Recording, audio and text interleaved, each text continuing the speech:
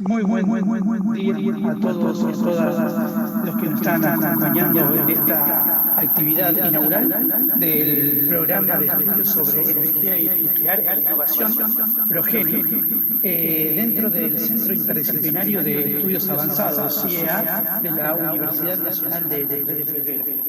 Es un placer para nosotros poder contar con todos ustedes hoy en esta presentación, donde vamos a hacer la presentación de este programa que busca constituir un ámbito para la investigación y la promoción de ideas para políticas públicas en países relevantes dentro del concierto internacional y que para la credibilidad debe complementarse con estrategias y with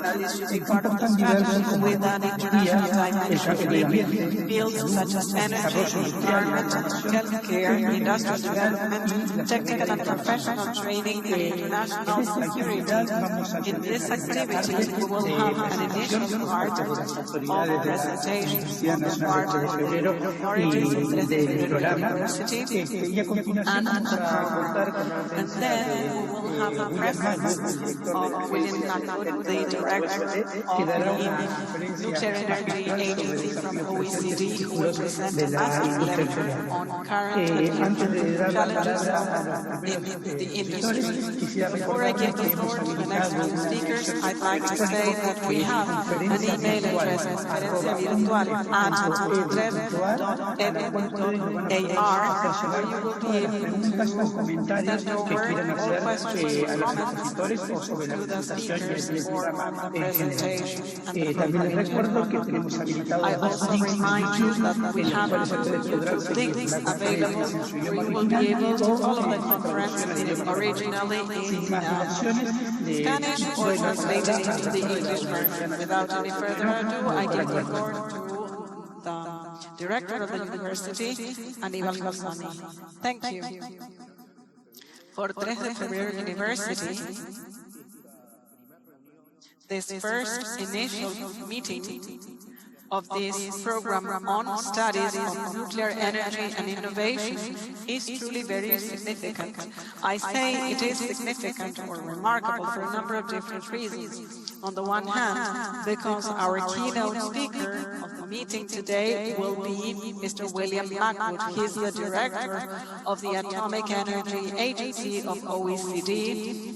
Our country is part of this agency, and he is a remarkable scientist with a remarkable background. And this means that our program, this new program that we are putting together, gets started with such a remarkable personality, with such a relevant specialist in the subject matter.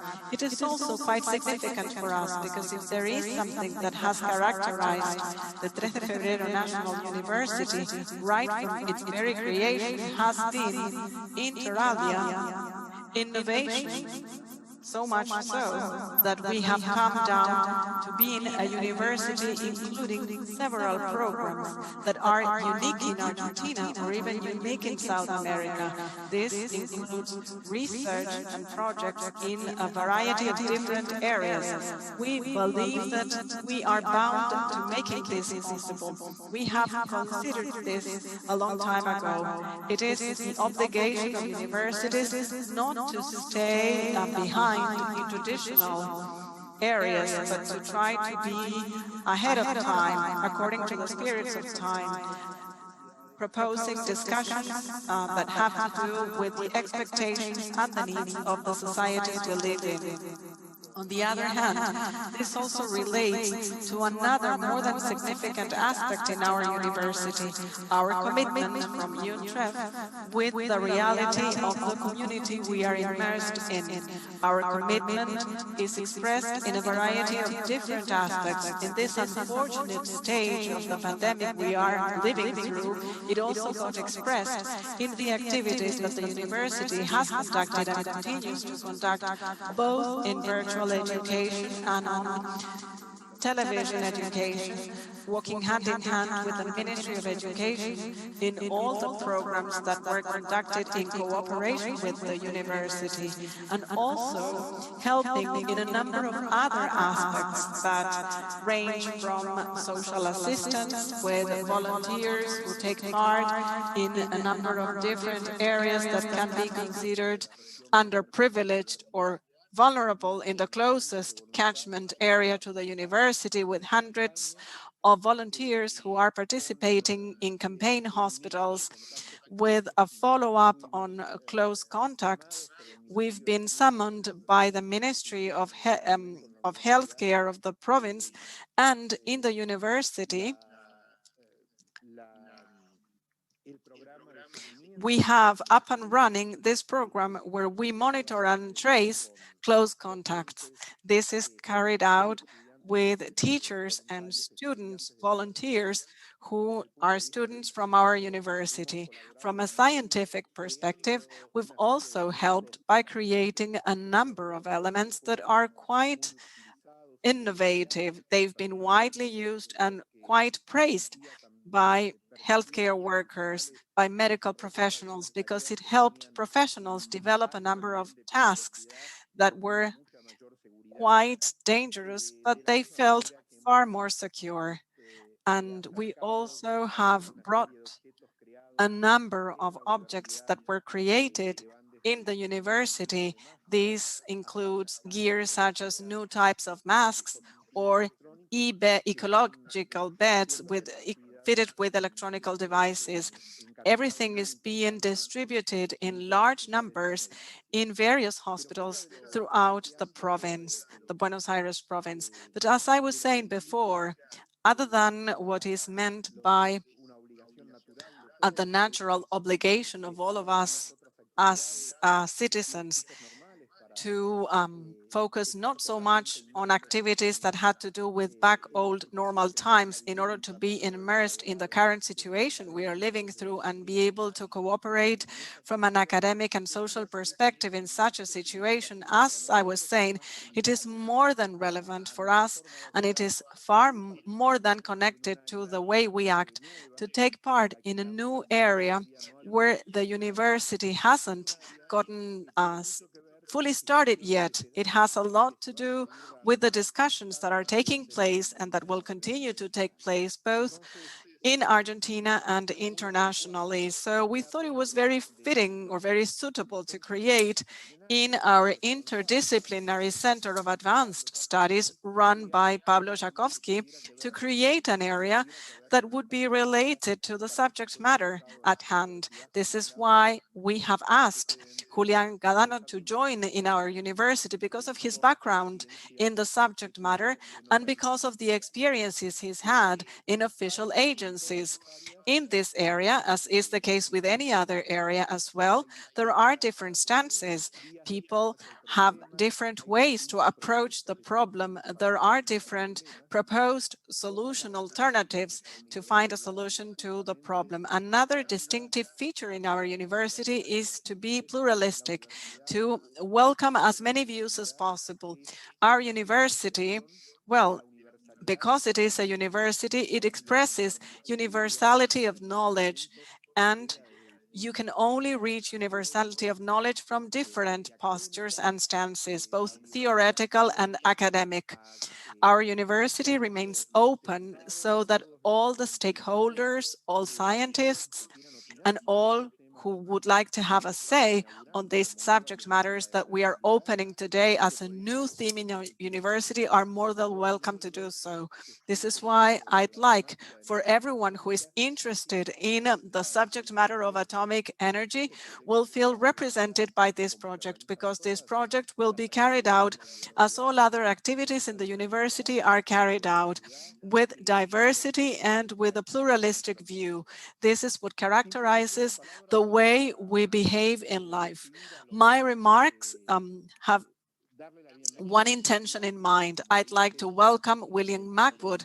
As I said, and as I told him in a private conversation, how relevant he is from an academic and scientific perspective, I'm sure he'll be a permanent or a very frequent person with whom we will be engaging in dialogue, because we will be working on this subject matter together with him. I'd like to welcome all of those that are listening to us via YouTube or via Zoom.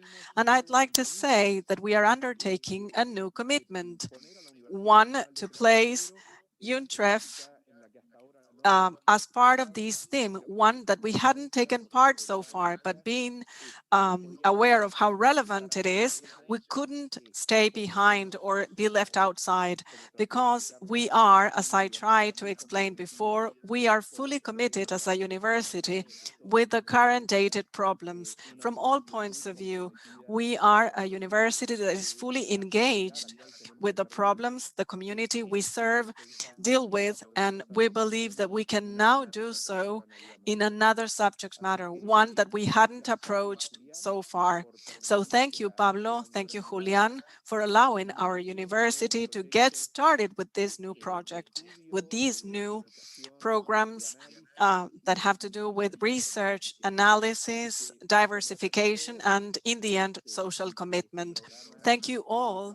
And I hope that this program that we are opening formally today will continue to be very Muchísimas successful. gracias, Thank señor you. rector, por sus palabras. Thank A you for your continuación, remarks. tomará la I palabra would like to el give the doctor Pablo floor Jakobkis, to que es Dr. el Pablo secretario de Jakobski, Investigación y who Desarrollo is de the la Research Universidad and Nacional Development de Secretary Febrero of y el UNTREF, director del Centro and he is Interdisciplinario the de Estudios director of the Avanzados, CIA. Pablo, Interdisciplinary por favor. Center of Advanced Studies. You may take the floor now. Thank you, dear participants of this international seminar on the present and future of nuclear energy amidst change.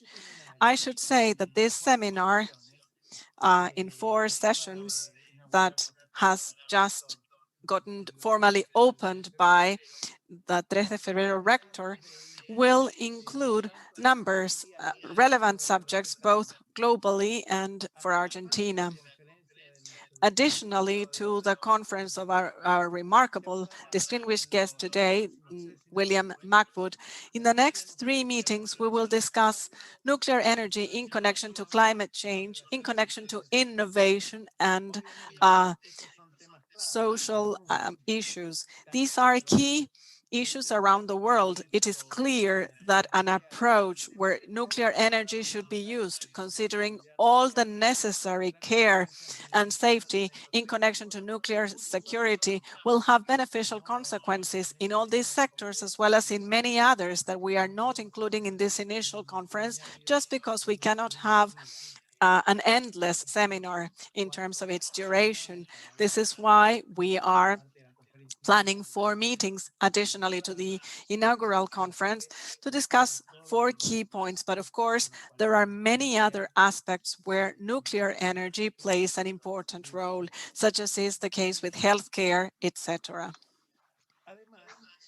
Additionally to that, and in connection to our country, in particular to Argentina, in Argentina, nuclear development, once we get social acceptance, and this is a very relevant issue, and there is 1 session devoted to that, because social acceptance for any venture in nuclear energy is fundamental for its own success.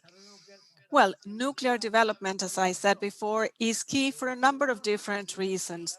On the one hand, we have a big energy problem we have right now, and this combines itself with another need. I mean, if we think about the future, there's this absolute need of having a surplus of energy for national activities and for many other activities that have to do with exports.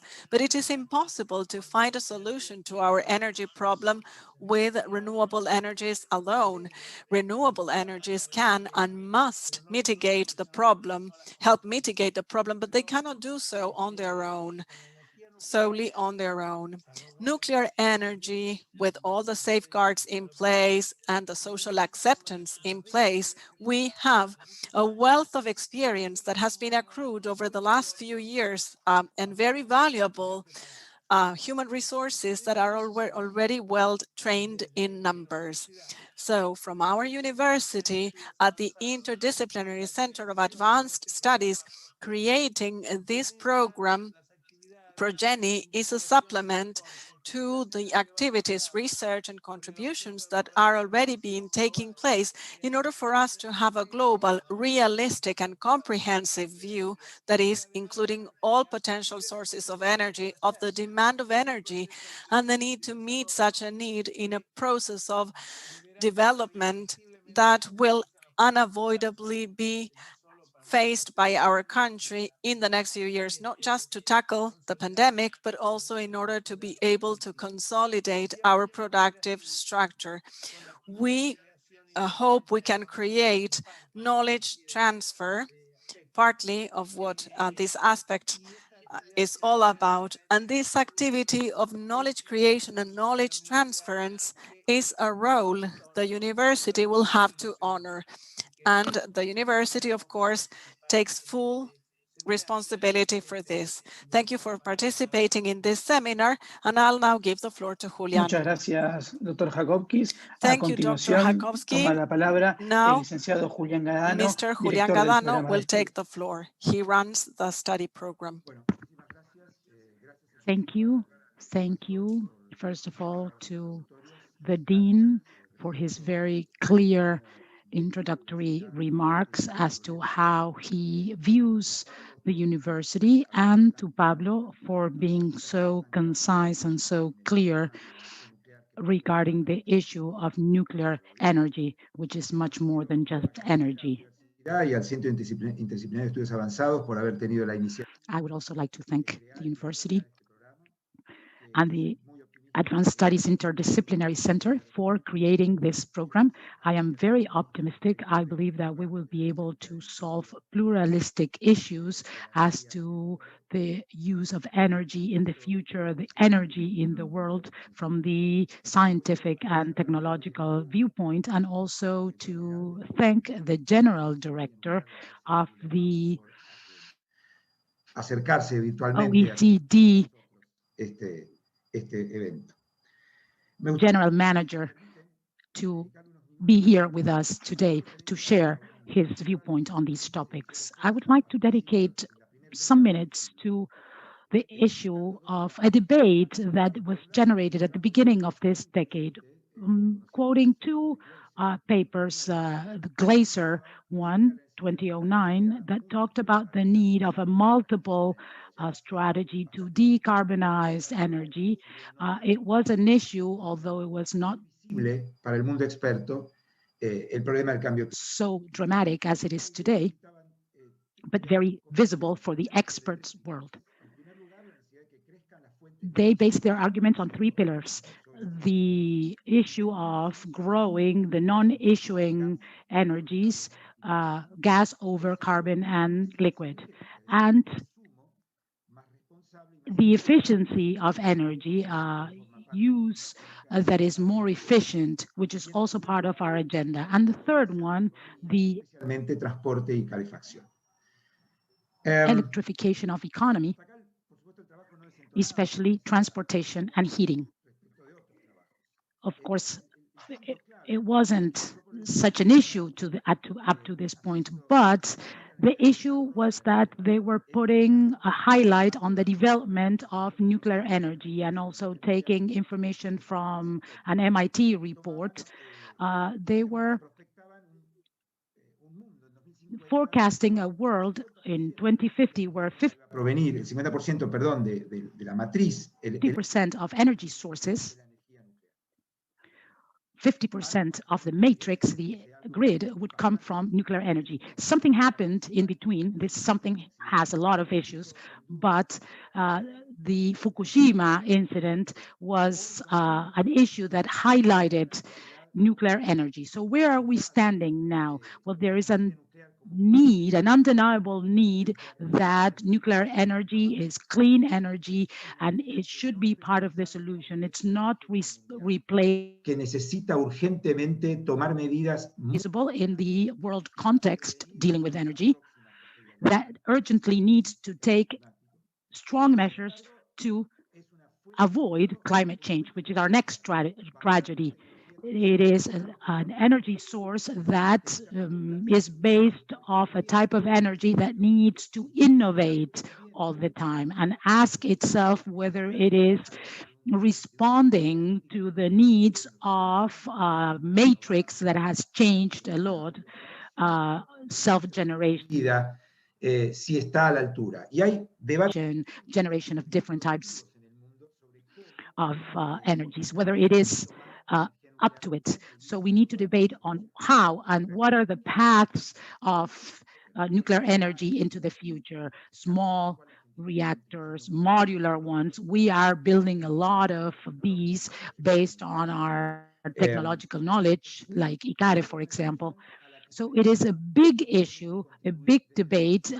We want to contribute from our side of the world. And the starting point of evento de 4 sesiones que comenzamos hoy this contribution is this session and the many ones to come. And we need to think about these 3 elements that I was talking about. Climate change, we need to contribute to solve climate change, decarbonize, innovate constantly, always ask ourselves whether we are doing things the way we should, and social incidents. These are 3 variables, 3 pillars, which are interdependent, interlinked, and we amplia, pluralista, tratando de humbly want to address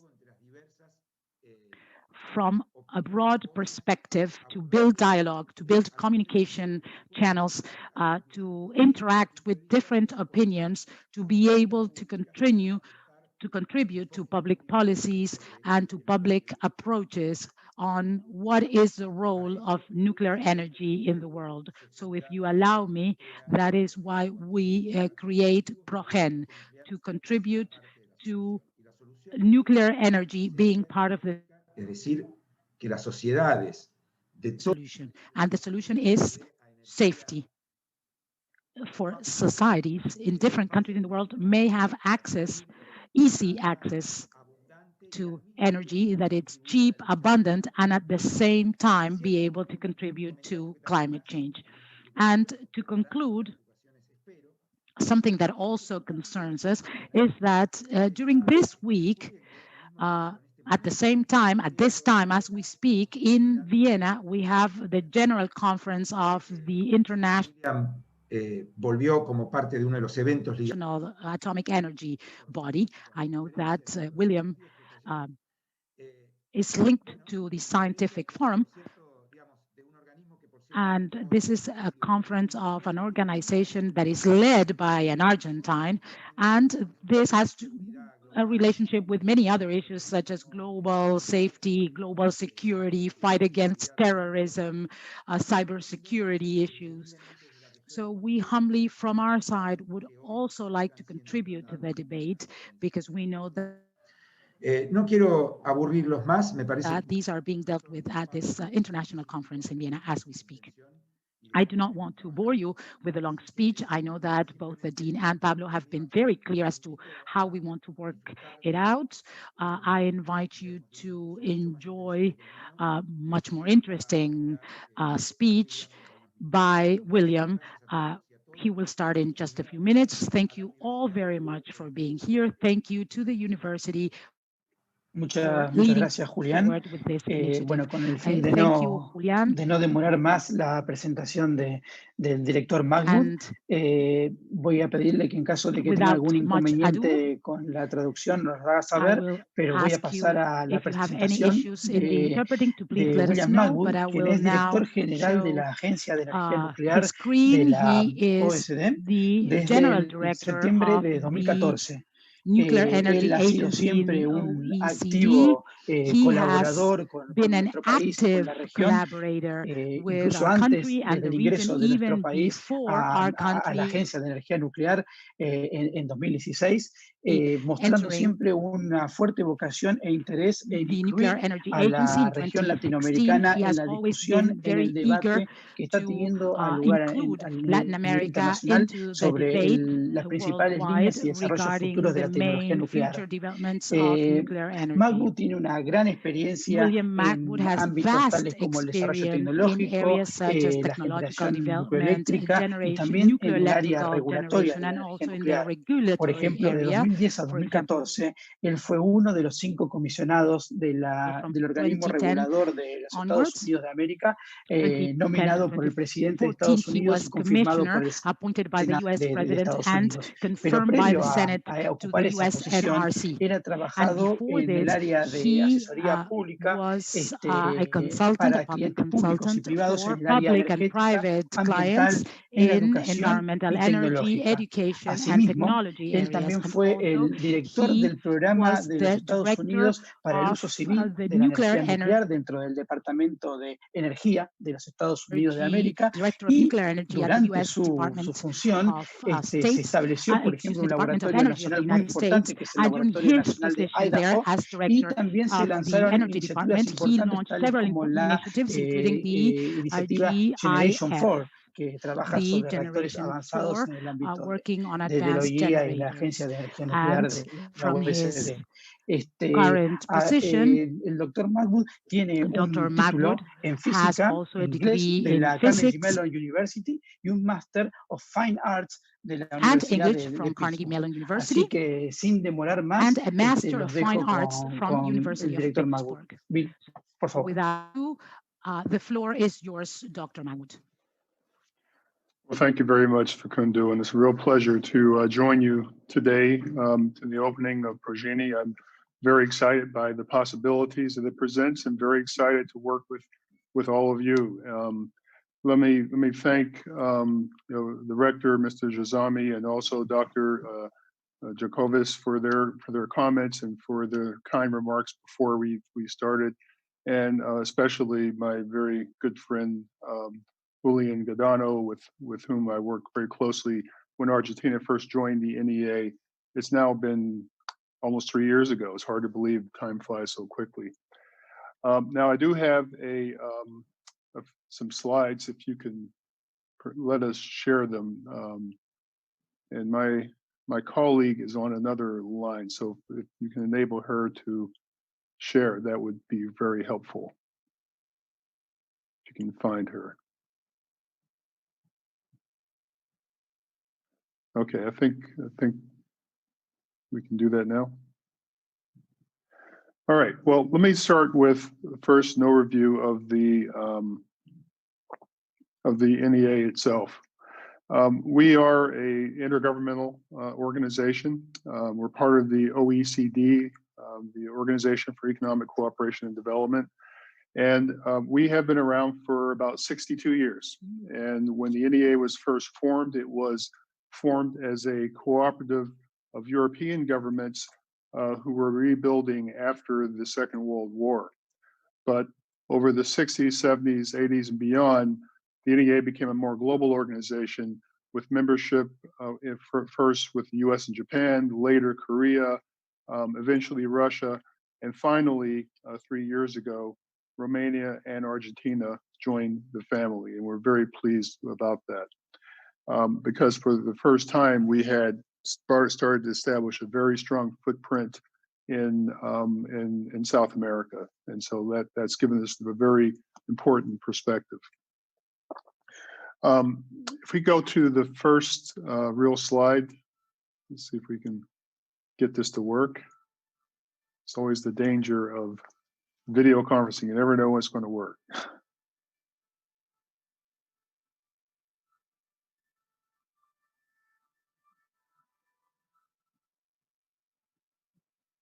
Can we do that? Can we go to slideshow?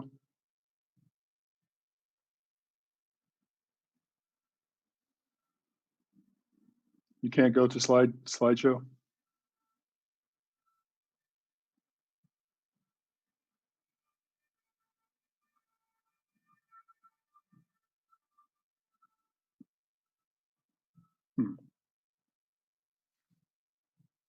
Okay, well, we'll go with it this way.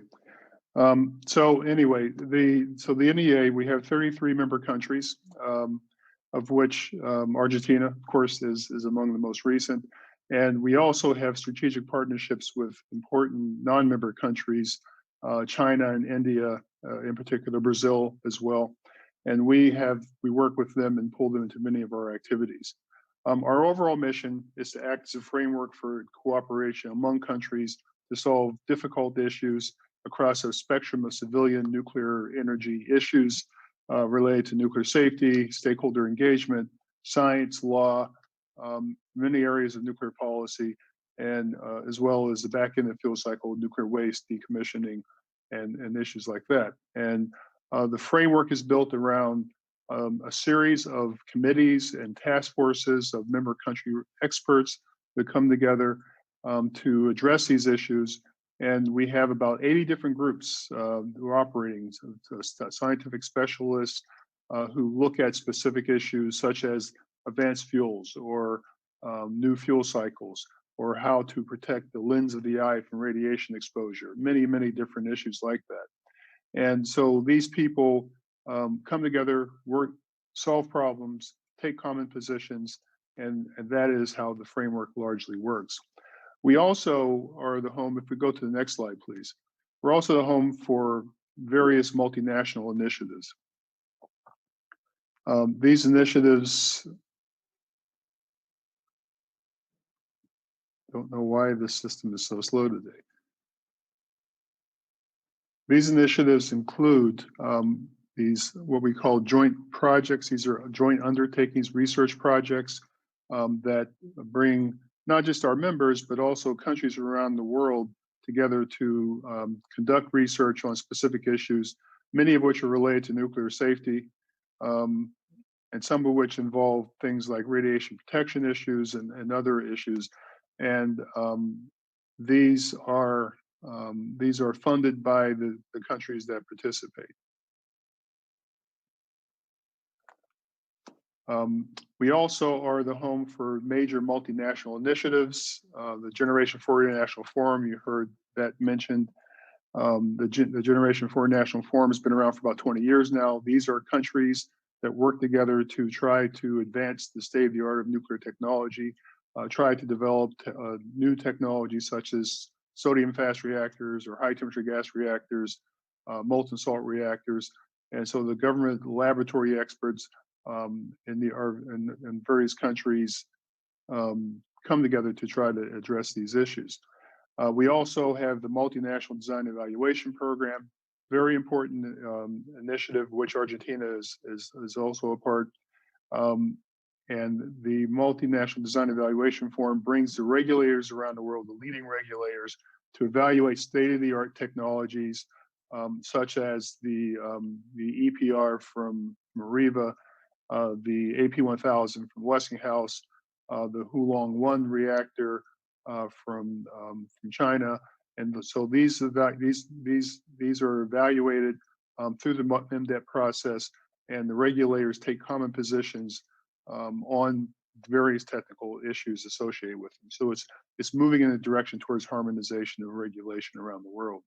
And finally, the International Framework for Nuclear Energy Cooperation, which my friend Julian was the former chair, brings together 65 countries, many of which are the leading nuclear energy technology countries around the world, such as Japan, France, the United States, but to work closely with countries that aspire to build nuclear plants, such as Jordan or Kenya or countries in the Middle East. So this is something that's been proven to be a very interesting, very vibrant discussion that focuses on issues like how to finance nuclear power plants and how to deal with nuclear waste. So this is a very important activity we've underengaged. So I'm afraid the slides aren't working, so I'm going to try to talk through this without the slides. And what I will do is just give up on the slides. So I apologize for that, but that's life in the COVID era. You never know what's going to work. So so when this began, a lot of our activities related to climate change had been going on for quite some time. We did a lot of analysis, but what we've really started to focus more intently on this issue when the world came together in Paris to sign the COP21 Accord. This was a very important conference, a UN-sponsored conference that it urged countries to take positions that would put them on path to reduce CO2 emissions such that the low global temperatures would stay below that 2 degrees C threshold. And this was a seminal event because what it did was it put countries around the world on a very similar footing. Now, every country had a different methodology to try to reach this goal. Many countries had said very clearly during this that they recognized that energy was the key. And you would be very surprised to hear that in many of these climate change conversations, the discussion about energy sometimes is not the central issue, but very clearly it is. Energy is responsible for about 60% of global CO2 emissions.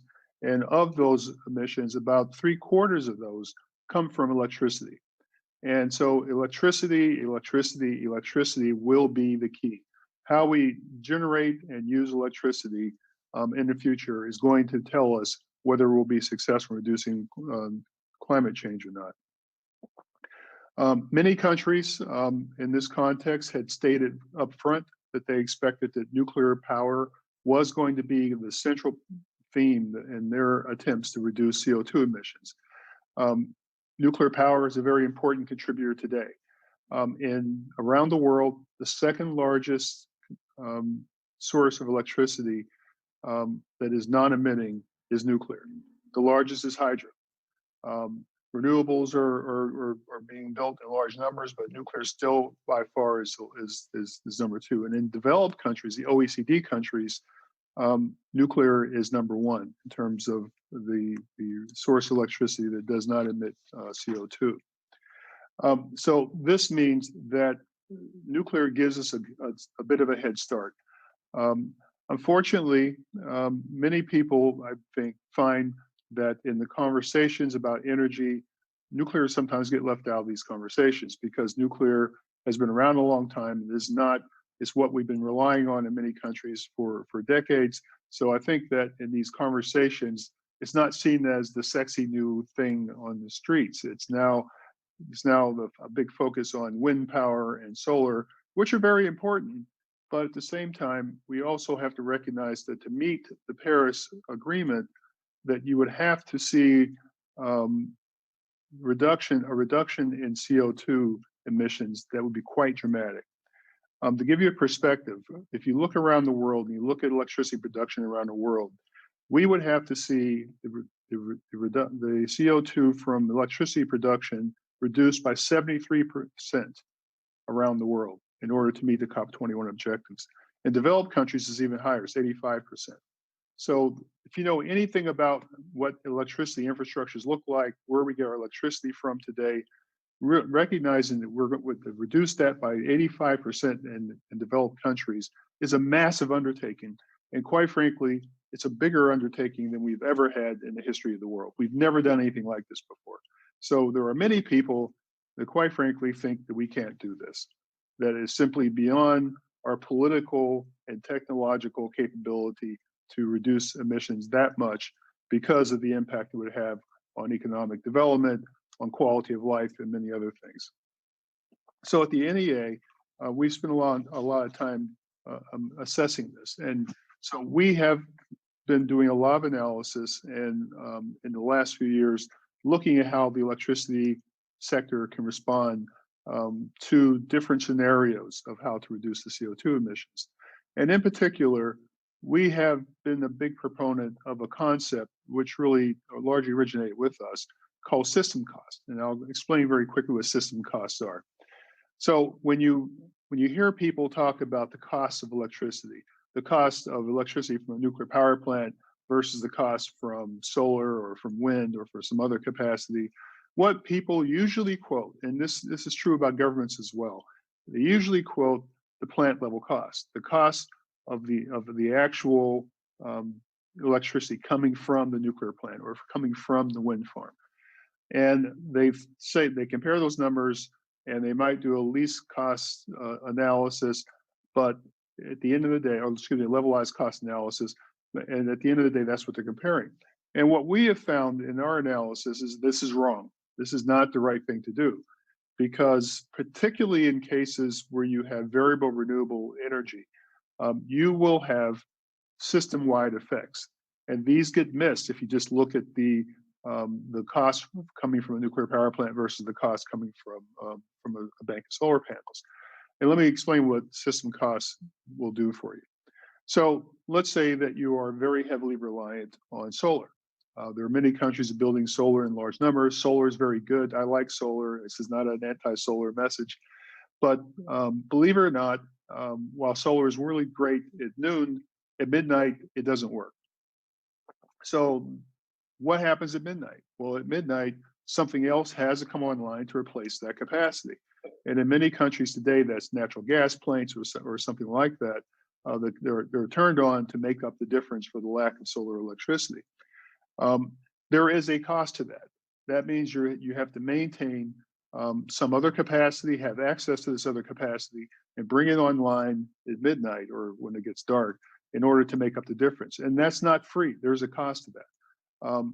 Additionally, think about the times when we expect the wind to blow a certain quantity, but for whatever reason, the wind just doesn't blow that day. That happens quite frequently. That's fine. We have gas turbines or other capacity on standby. They kick on very quickly, make up the difference, and put electricity on the grid so that the lights stay on. But there's a cost to that, and that's what we call balancing costs. And those costs can be actually quite significant. And in addition, the final one, and this also affects renewables, is that renewables are very rarely where the demand is. I remember when I was in the U.S., there was an idea that wind power from the Texas region is extremely dense, very good quality. So someone had the idea that maybe we should build big transmission lines to go from the Texas Panhandle up to places like Chicago where the demand is. Well, that's an interesting idea and concept, but the cost of building that transmission line would have been immense. And so the idea fell apart and it didn't happen. So transmission distribution costs with renewables, it can be very significant, but that's part of the system cost. So all those costs have to be calculated, have to be understood. So our analysis shows that when you add up all these costs, that if you go to a very high percentage of variable renewables, wind and solar, let's say you go up to 75%, you will very easily, in most cases, double the price of electricity. And that's not insignificant because electricity costs are in many parts of the world are going up anyway. So this is something that we're analyzing, and we are also understanding that another aspect of this is that it requires a great deal of excess capacity of renewables to provide the same amount of electricity as, say, a nuclear plant or a coal plant because of the variability. Our estimate is that you would need to have about 40% more capacity for a given nuclear or for a given amount of wind power, for example, to provide the same level of generation you would get from a nuclear plant. And what happens when you're not using that excess? A lot of it gets wasted. So our analysis shows that 75%, about 37% of all the electricity that could be generated by renewables gets wasted unless a new technology shows up that enables you to store it. So this is something that's very important to understand. The inefficiency and also the economic challenge. And one of the big economic challenges is, this is one of the easiest things to understand, that when you have wind power, wind, it all comes on at the same time. When the wind is blowing well, all the wind turbines turn at around the same time. But when they do that, they also plummet the price of electricity. So there's a strange dynamic that takes place in the markets where wind and solar really can't pay for themselves, because when they come on all at the same time. They take the electricity price, and then no one makes money. So they have to be subsidized. They have to be supported in order to function. This is a problem that no one has quite resolved yet. It's one of those market issues. And that may be the biggest lesson that we learned from our analysis, which is the markets are obsolete. Electricity markets around the world, quite frankly, are broken. And in many countries we see electricity prices routinely at 0 or negative. Now, if that happens once a year, maybe don't worry about it.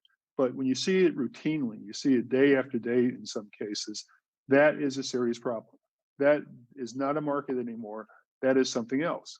And I will tell you that there are many experts we deal with around the world that think that that's okay, because they see markets as obsolete in theory, and they think that we should, in order to save the environment, we give up the markets and we go to direct government control. Now, they don't like saying that out loud, but they'll tell you that behind closed doors.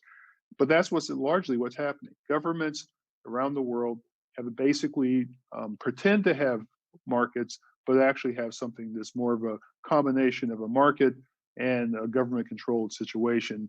And the end result is very, very inefficient, very, very unclear as to where the revenues will be collected from in order to enable industry to invest in plant and equipment in the future. So this is a huge problem. So in all this, we see countries building large amounts of variable renewable energy, and there's nothing wrong with it. Again, we support that. We think that's appropriate. We think that governments are right to invest in those technologies.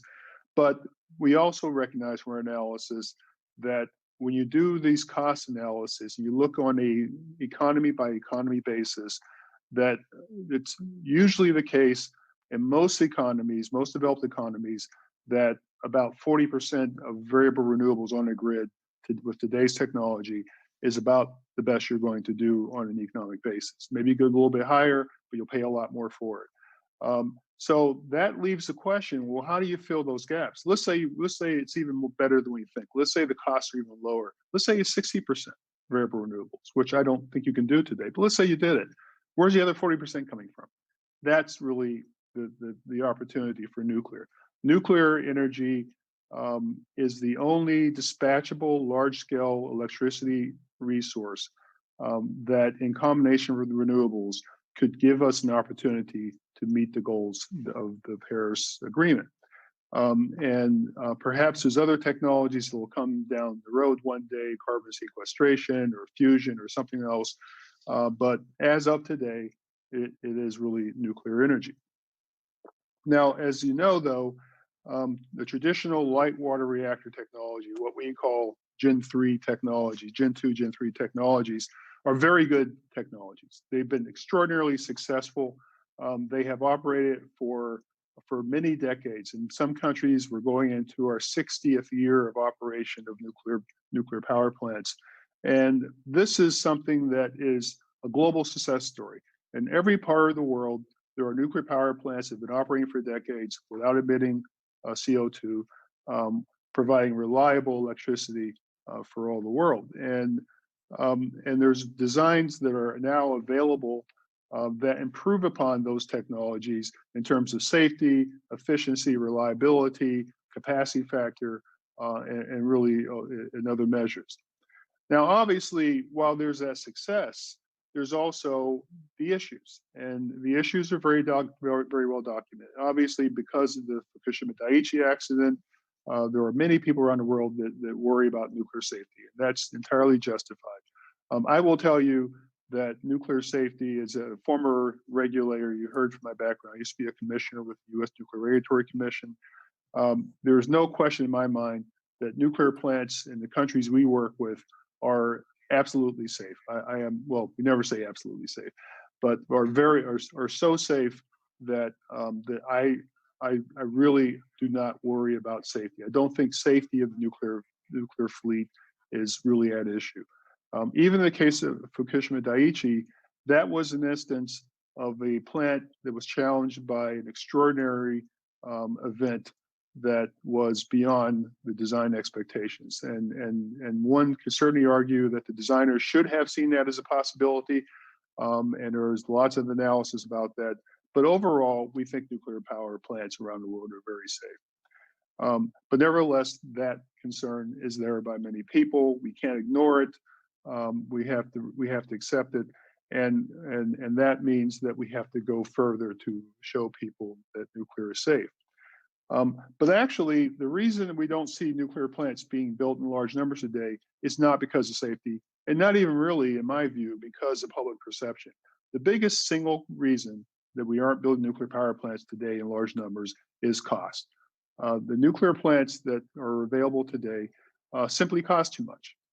I will tell you, I visited one of our member countries a while back, and I was talking to a minister, and they were thinking about building nuclear power plants, and we talked about different design and different technologies. And the minister sort of stopped the conversation and said, you know, I said, this is really interesting, but it doesn't matter how good the technology is if we can't afford to build it. And that's a very sage remark, because if the plants are so expensive that entire governments say it's too much, then that's a problem. Now, there's lots of reasons why these plants cost so much. A lot of it has to do with the fact that many countries, we have not built plants in a very, very long time. And so the infrastructure, the regulatory capability, the supply chain, the management, the project management expertise simply doesn't exist in a lot of countries. And therefore, when you see these projects in France and Finland, in the United States, to go through these big cost overruns, these long delays, it's because of that lack of practice, that lack of experience. I think you can think of building a nuclear power plant as almost like a skill that an infrastructure has. And if you don't exercise it, you lose it, and then you're not very good at it. That's what we see. On the contrary, we've watched the project in the United Arab Emirates very closely, and there's a case where the supplier was very well established. It was the Korean supplier. They had been building plants in Korea year after year after year, had a very well established supply chain, had a lot of very experienced engineers and managers. They were able to take their capabilities, go to the UAE, and in the desert of the UAE, build 4 nuclear reactors pretty much on cost and schedule.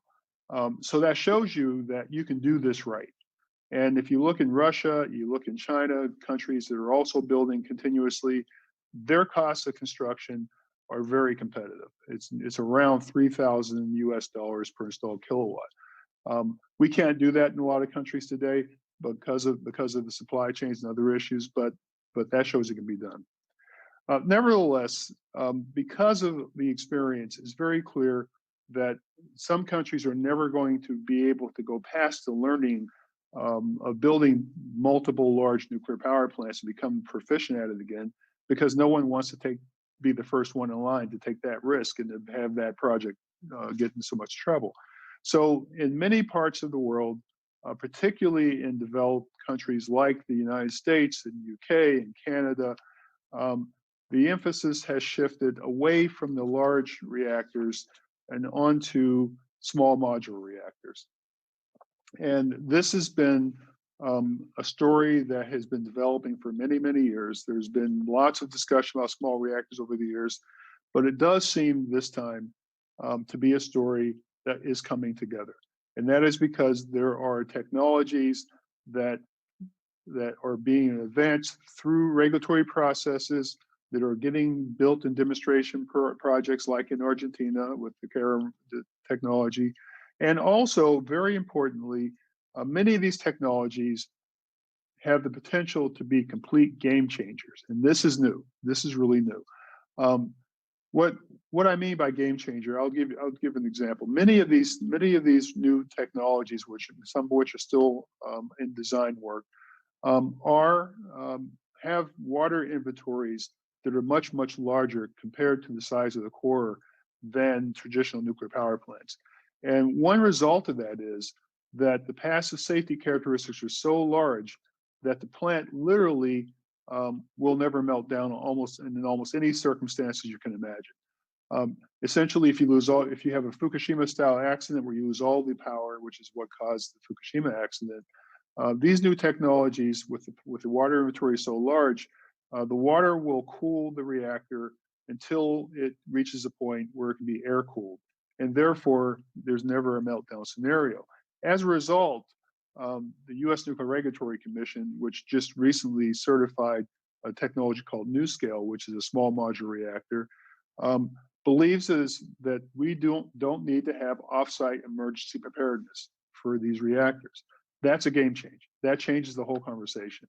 That means that if you have a small country or you have a population center that's not too far from the reactor, you can build the plant in a small country without risking the entire country, which is the way nuclear is often seen. And I have talked to governments of countries that in the past would have never thought about nuclear power plants before. They're now thinking about nuclear power plants. The combination of these new technologies with these game-changing characteristics and the need to deal with CO2 emissions has propelled them to give careful thought to this. Now, small modular reactors, we use that term, but there's actually a lot of different types of small modular reactors. There are certainly, like the NuScale technology, the modular light water reactor based, the CAREM, which is a small single unit light water reactor based, but there are also the Gen 4 technologies, and these are the technologies that use liquid metal coolants, high temperature or gas, helium gas as coolant, or molten salt. And some of the molten salt reactors actually have the fuel melted inside of the salt coolant, so that you don't have to worry about meltdown because it's already melted. It doesn't have anywhere to go. And these are very, very interesting, exotic new technologies that could really be, again, another game change, another leap in technology. And for the first time, the private sector is really leading this. And this is completely different from what we saw just 20, 25 years ago. In the past, it was always the government laboratories, the government researchers that were leading these areas of technology. Today, it's the industry. And we now count between 50 and 70 different private sector projects around the world to build advanced nuclear power plants. And most of them are small. And this is completely different from anything we'd seen before. So it's a very exciting time in the nuclear business. It is really perhaps the beginning of a whole new era, not just of nuclear, because nuclear is not an end unto itself. Nuclear is a means to an end. And if our objective is to have plentiful, reliable electricity without harming the environment, these technologies give us an important tool in our toolkit. Now, I should say that as we think about this innovation, which is all very exciting, we also recognize that our intellectual infrastructure around the world is getting older and older all the time. Often when you go to meetings with nuclear experts, you see a tremendous amount of gray hair in the room. And that's because a lot of these experts are either at or near retirement age. And we need to have more young people come into the business. This has been an issue in many countries for a long time. In my home country, we faced a bit of a crisis probably 20 years ago when students stopped going into nuclear engineering. And I was with the government at the time, and I was one of the people who led a program to encourage young people to back into nuclear with all sorts of fellowships and scholarships and research grants. And today, in my home country, the situation is actually quite healthy. There's a lot of young people coming into the nuclear area. But when I visit European countries, for example, that is not the case. That is definitely not the case. And I think you're starting to see that in some Asian countries as well, where students aren't sure that there's a future, aren't sure what their long-term career prospects are in the nuclear field. So we need to find ways to encourage this new generation into the nuclear field. So we've been doing a few things. One thing that we have started is a new program called the Nuclear Energy Skills and Technology Framework. And I'm very excited by this because what we are doing there is we are creating research projects to deal with practical, important, relevant, real-world issues. And we have professional scientists who are organizing the research, but the work is being done by students in universities around the world. We just got this started, really just got officially launched about a year ago. We have about 100 students so far in 4 projects, some of which are including a project on nuclear safety at Paul Scherrer Institute in Switzerland and many other partner countries, a project on small modular reactors that's being co-led by the U.S. Department of Energy and McMaster University in Canada. one on robotics and decommissioning that's being led by the Japanese organization JAEA, and Russia's Rosatom has a very, very interesting project looking at what to do with the radiated graphite. And that one, the last one, really excites me most in a way because we actually don't know what the answer is to what to do with the radiated graphite. So students involved in that project will start to have a piece of what real science looks like, what real technology development looks like, because we don't know what the answer is. We have no idea what to do with it. Well, we have some ideas, but we don't have an answer yet.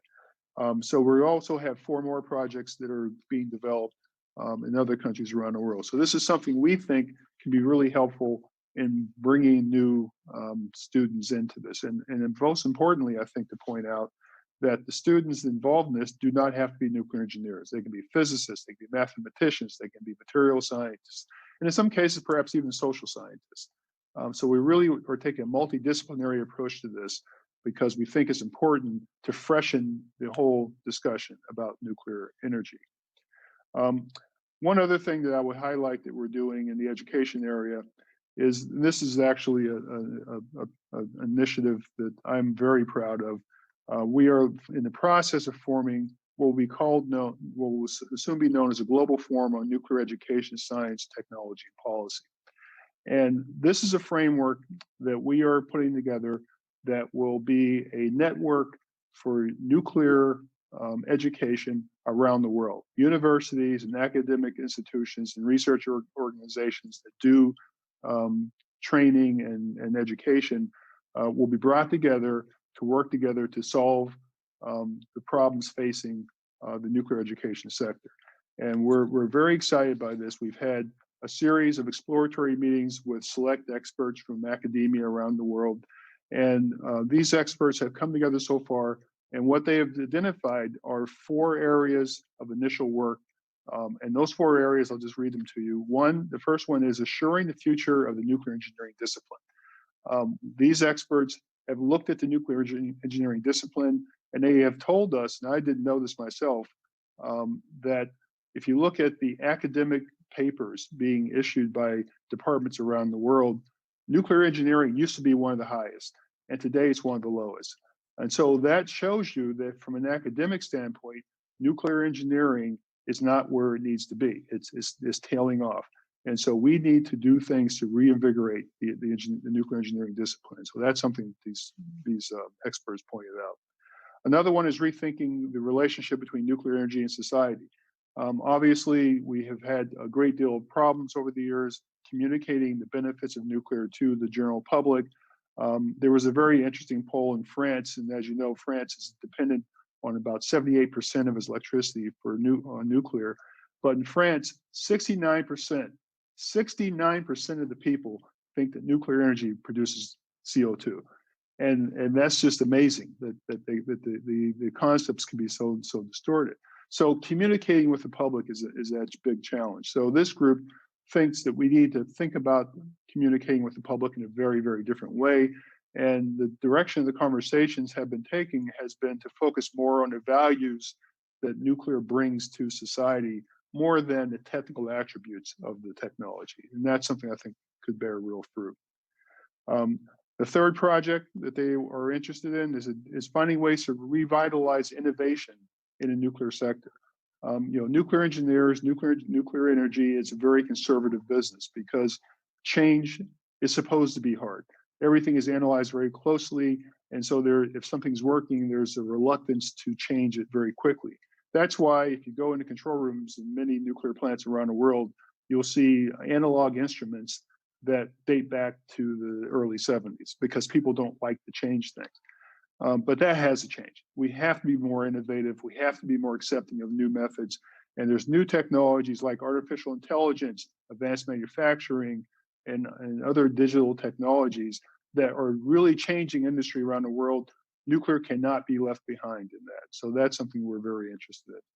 And the final and perhaps most important area that this group had identified is that nuclear energy among all engineering disciplines has the worst gender balance of any discipline. We need to have more women in nuclear energy in terms of both the technology and in the leadership. That is very important. It may actually be an existential threat to nuclear, the fact that women don't play a large role. So we're working to try to address that. So we're very excited by this. We think this will go official in just a few months, and we'll be moving forward with this, and we'll be inviting universities to participate. And I think I found a very good partner in Argentina to start with, so we'll certainly be in touch.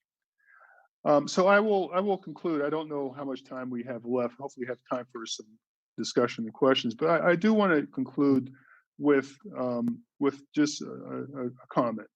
I have found that as we've gone forward with this discussion about climate change, that people around the world, many NGOs, many experts, others, have focused on the need for us to give things up in order to save the environment. I'm always amazed by the conversation that, well, you know, meat is bad for the environment, so we should stop eating meat, or we should stop driving cars. We should just ride bicycles because bicycles don't hurt the environment. Cars are bad, so give up cars.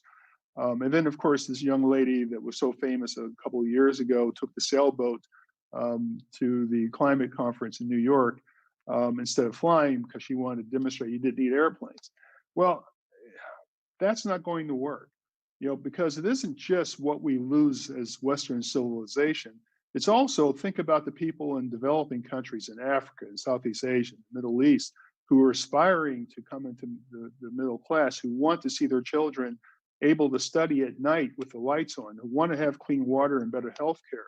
How do we tell people that, well, it'd be nice if your child could have clean water, but we're worried about the environment. We can't worry about that. That's not going to work. If we have to give up the benefits of civilization to save the environment, then I will tell you the answer is going to be from around the world that we will not save the environment. So the answer, in my view, is to have a path where we can eat our cake and have it too, where we can save the environment and still have economic development, still have growth, still expand the middle class, still give people access to plentiful electricity. We can do both. And I believe that the path to do that involves the use of advanced nuclear technologies. With that, I will conclude and thank you again for your attention. It's been a real pleasure to participate in this inaugural session. We're talking about very important issues because it isn't just about the future of nuclear. It really isn't. It's about the future of our societies, and it's about the future of our planet. So again, thank you, and I really wish you all the best for not just this session, but for all the many, many sessions ahead for this important initiative. So thank you. Muchas gracias, Bill. Siempre es un placer Thank you, Bill. It's always our pleasure to listen to you and to be able to have the possibility to have so in Argentina, in Latin America, in order to be able to approach this discussion that is having place worldwide on such relevant issues from a scientific and technological point of view, climate and other areas that our country is a global player. So thank you very much. And I should remind you all that we do have an email address that is up and running, so you can approach your comments or questions, conferenciavirtual@untref.edu.ar. And we already are getting some questions via these means.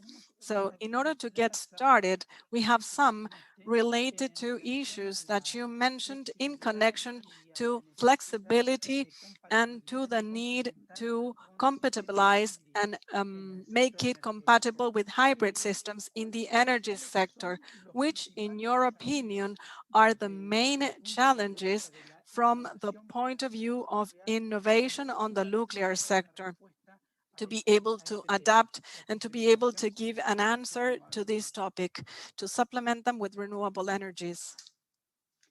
I think the biggest challenge is one that I mentioned. I think it's the markets. The markets don't send the right signals, don't provide the ability for investment in these areas. And we're certainly not seeing the right market signals come to the industry to make those investments. So where is the incentive to be flexible?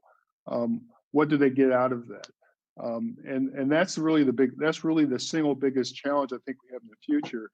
because there are certainly technologies and very smart people who know how to approach this, but the markets aren't facilitating it. And until we reform the markets, I don't think we ever will facilitate it. But I think it's exactly the right sort of thought process, that the flexibility has to be there for all this to work, but we have to find a way to encourage it. Y vinculado con este punto, hay algunas menciones al And hecho de que linked to this issue, recently the en el juego, en donde el sector privado aerospatial industry has shown change in which the private sector is going into areas that in the past they were only public or state areas. But the nuclear sector, although the private sector has some initiatives, well, it's not being accompanied by the funding that we need for those projects. What's your viewpoint on this? Very, very, very, very, very correct.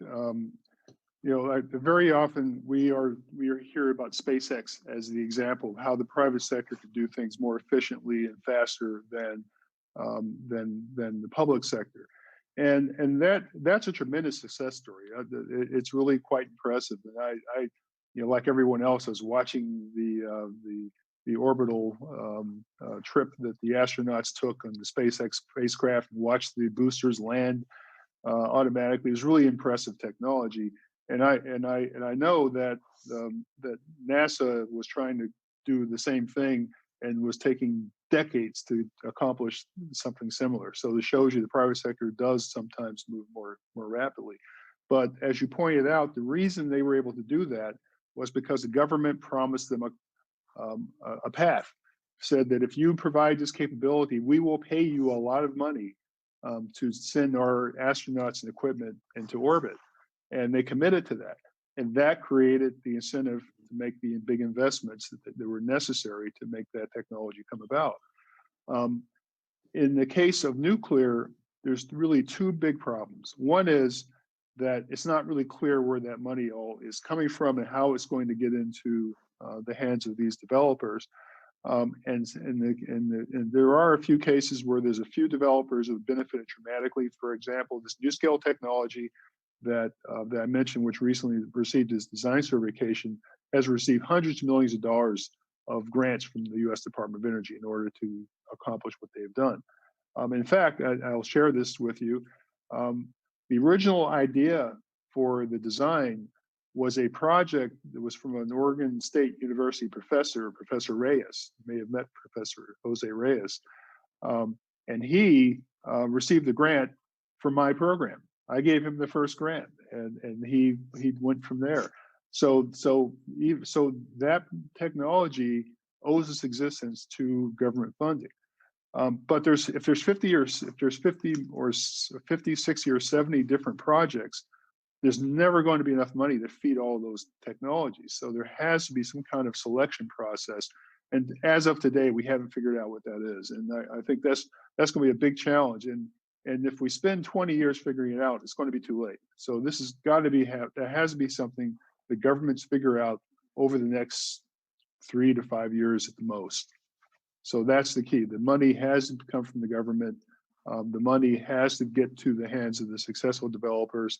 And we have to figure out how to do that. That's really a big challenge, but I think we will have to face it.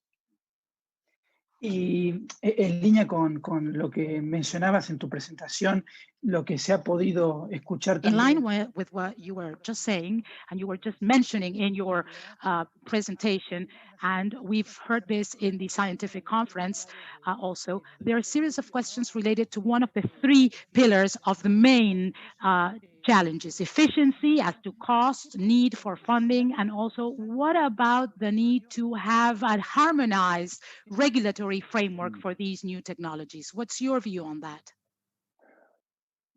I knew someone would ask that question. It's a tough question, and so the NEA is holding a workshop in November, I believe. No, it's going to be in December, to bring experts from around the world together to talk about this, because there are examples from different industries like aerospace and pharmaceuticals where regulators have found a way to harmonize their standards so that when you build an airplane in France, you can fly it in Argentina. And that makes the system work. The way we do nuclear, you would have to spend 5 to 10 years getting certified in France, and then after that's all set, you go to Argentina and make your application, and 5 or 10 years later, you're allowed to fly your airplane. So it wouldn't work. So in aerospace, they figured this out back in, I think, in the 50s, largely. And we have to do something similar in nuclear. And but the challenge, I think, is that nuclear regulators are never going to give up their responsibility to make safety determinations in their countries. I just don't think it will ever happen.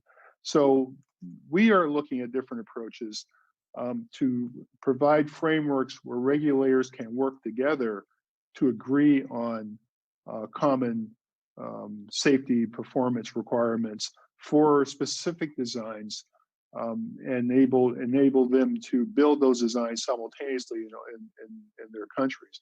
That's short of a harmonized global framework, but I happen to think that's probably about as close as you're going to get, because I just don't think you're going to be able to have a global regulator anytime soon. I just don't think it's going to be possible, because people have the right to expect that the regulator that they hired in their country is making sure that they're safe, and not someone in some other country where the plant was analyzed. So we're looking for ways to do that. It's not going to be easy, but I do think we can do better than we are doing today.